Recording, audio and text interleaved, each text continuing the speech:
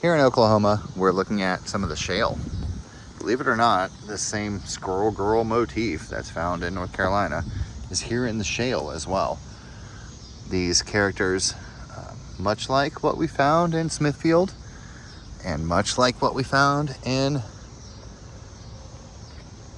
West Virginia, it's the same.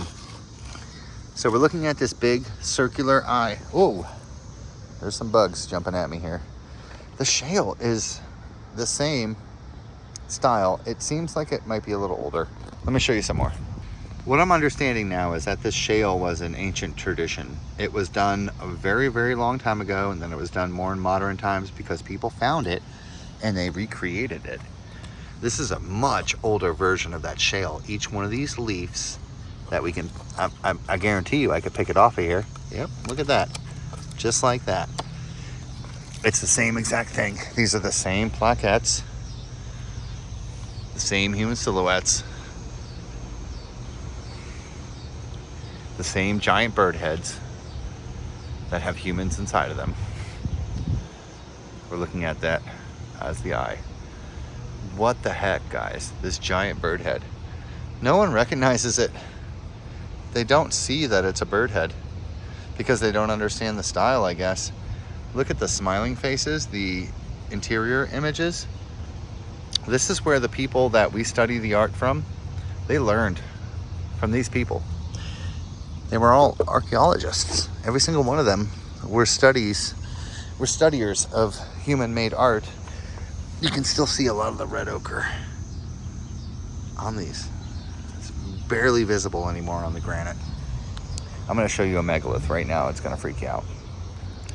So this first one, I'm getting really close to people's cars, unfortunately, but we're looking at the silhouette here. I hope it's coming out a little brighter. We can see the eye. It's a character in there, just so that you can get used to the style. Look at one more of these here. And before we go too far, I want you to see the black spot on the forehead there and how the human image is here. The human silhouette, with the longest point being the nose. The lips are here.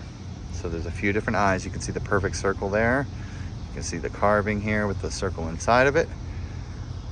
There's a few different ones, but here he is. And of course here we have the same woman with the white, pale face, the mouth. And as I zoom away, you'll be able to see. Let's move on to the next one because I'm really close to someone else's car. But this is a beautiful effigy. So before we even get up close to this one, I want to kind of show you left and right on both sides. Let's walk up to it and you'll be able to see it more clearer. You see the portrait on the right hand side. Longest point as being the nose. You can see the eye socket.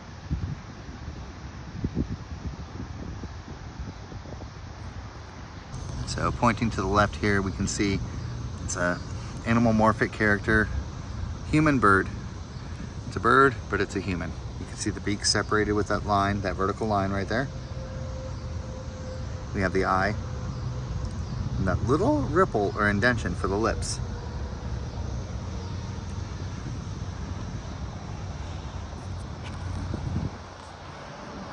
Keep my camera away and I'll keep it in focus. We can see the two eyes of the mouth, and we'll see silhouettes kind of looking directly this way.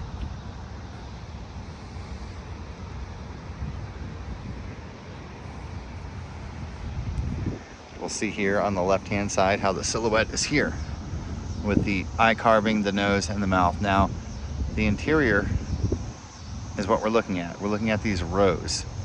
So the nose might be here, might be here, might be here. Zoom out so you can see it. So you can see the character there. As we tilt a little further, you can see how the face is denoted in that white color.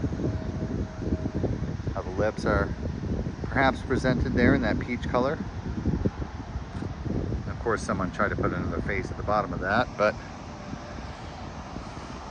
the big one that I want to show you here is here. So we can see the marking for the eye, nose, and mouth. Longest point, right? We're looking at the right side profile. We're looking at the eye carving inside there, which we will go closer to. You can see how the white spot could denote the eye as we tilt it back further to that area. And then I want you to see the eye, which is completely gone now.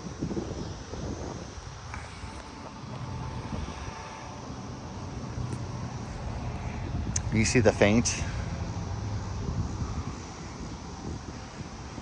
There's characters all over this. It's really cool. This is a very large effigy and has a lot of the same characteristics, these same beautiful eyes that you can see done. This one's probably for a bird head. Normally those beautiful eyes are done for the bird heads.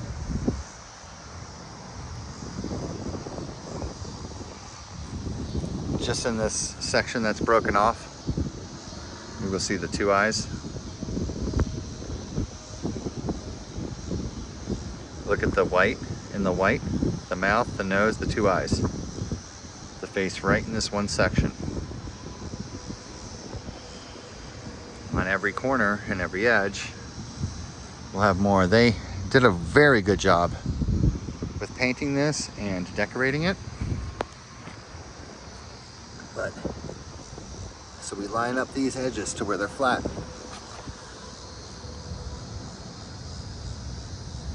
That perfect bird silhouette with a separated beak comes out. Amazing. Here we have a very special conglomerate. It has a giant spear point put in the middle of it. This is native cement. This has a lot of effigies and things put inside of it. You can see the face profile on the left-hand side. This is clay or cement. See how it starts very small, then it gets bigger. You can tilt it to make it bigger, and you see the giant spear point, the giant work tool inside of there. It's amazing that this artifact has survived for this long. And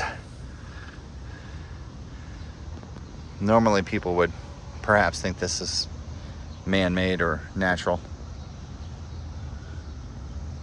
You guys can see the difference. I can see the difference. Let me show you the big spear point that's in here. It's insane. It is really like a cement, so. See the red that's underneath that?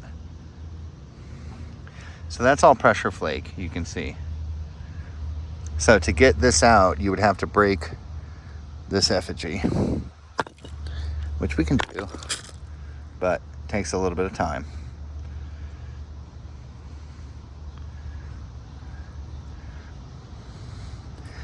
This spear point in here is a tool for survival. It's cemented into this because it is a tool. It fits in the hand very well. I can already feel it.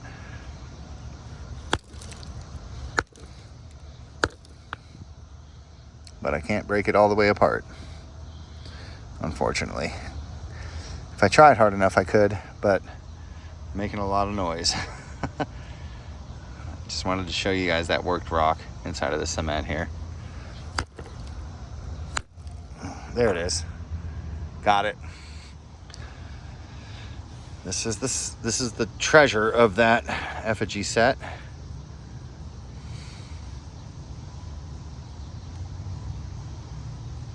And it is just a very good piece of quality stone. That's all it is. It's not granite like this. No, this is chert or tool stone. So this is like a cache.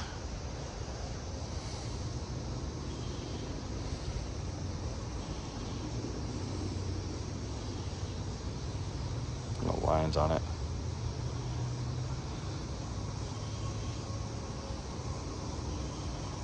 Highly revered. So let's end on the shale here. We can see the giant bird head that's portrayed here in this. If you can see the conchoidal pressure flake marks on this It's not even a bird. Come on. This is a dinosaur. That's not a bird head. It's a dinosaur head, is what that is. And the color and the paint on this, it is really looking like the stuff from Smithfield, except much, much older. See the red face? Beautiful. This is tradition right here. This is old. This is old, old. You want to see the big bird? I'll show you him. That's that bird. That's an old, old bird. That's a very old style of bird, y'all. Holy smokes, look at the tail. Wow. So it's a sign of fertility. It's a big fat egg laying bird is what it is. It's got a bunch of eggs in it. And then when you flip it over here, you see the red face with a very red eye. This is a American Paleolithic statue. I'm sorry if you thought that they looked like something else. I apologize if you don't think that every single rock in North America is an effigy, but that's what we're dealing with. You just got to look at the details. You got to look at the pointy hats. You know, you got to look at the details.